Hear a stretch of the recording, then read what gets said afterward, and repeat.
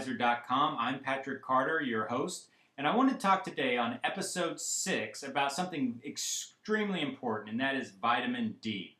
Now, vitamin D, hopefully your healthcare provider has talked to you about this, but vitamin D has finally reached the mainstream for healthcare providers. Up until about 2 to 3 years ago, it was kind of on the fringes. People were starting to talk about it, but no one was really testing their patients on a regular basis. Now we are, which is great. And you need to, as part of your yearly physical, be tested for vitamin D levels. Believe it or not, especially Americans, are up to 85% of all Americans are deficient in their vitamin D. Why is this? Well, the majority of our vitamin D is created by sunshine. Okay? It's our exposure to sun by our skin that creates the vitamin D.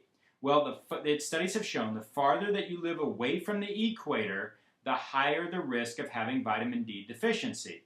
Well, what does that mean? What do we use vitamin D for? Well, we found that vitamin D is extremely important in several areas. Number one, and the most obvious, is it helps regulate your calcium absorption by your bones, okay?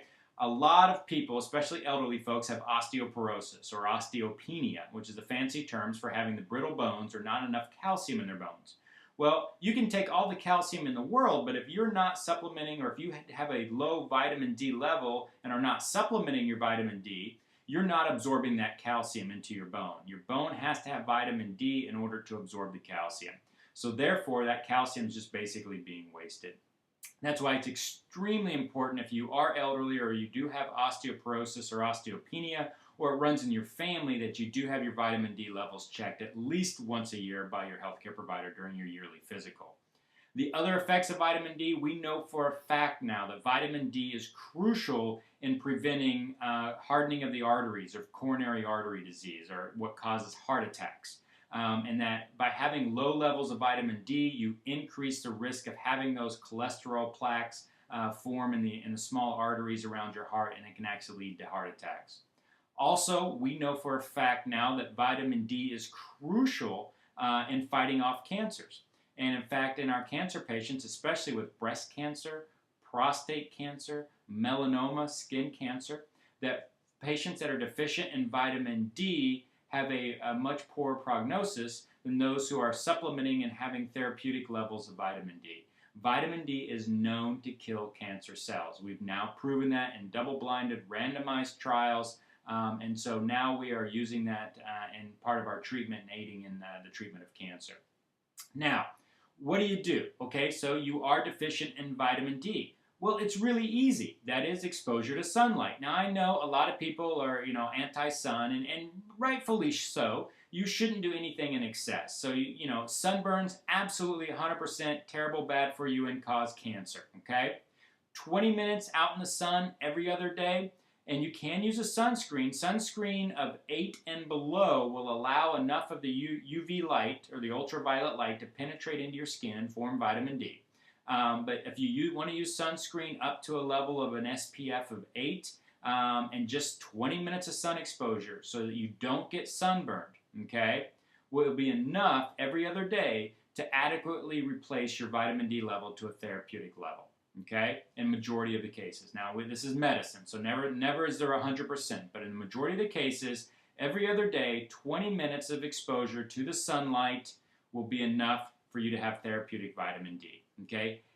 Let's say, for instance, you live in the far north, in Alaska, Canada, the northern part of the United States, and they're just, especially in the winter times, there's just not the opportunity to go out and get that sunlight.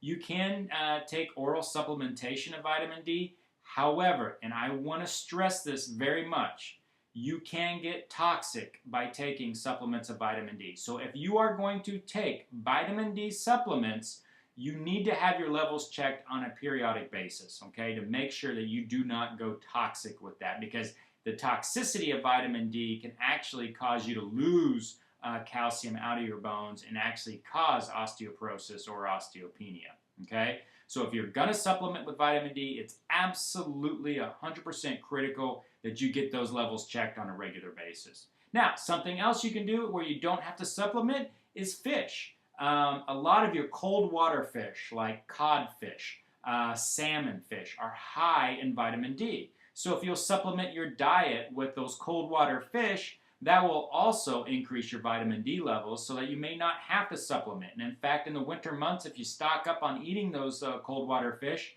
that may get you through with the therapeutic levels until you can get out in the summertime and enjoy that sun.